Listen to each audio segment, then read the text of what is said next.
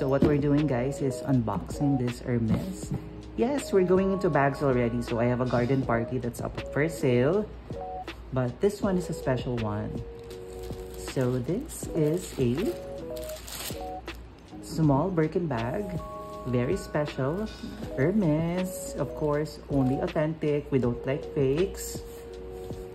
And it's a very beautiful Birkin 25. There you go. There she is. It's so pretty.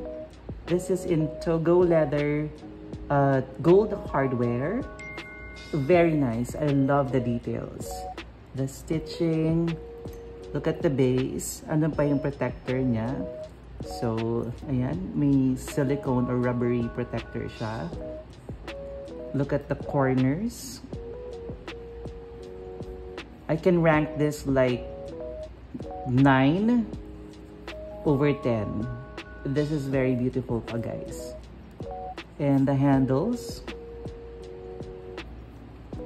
still sturdy. Very good craftsmanship right there. So, hit me up, let me know.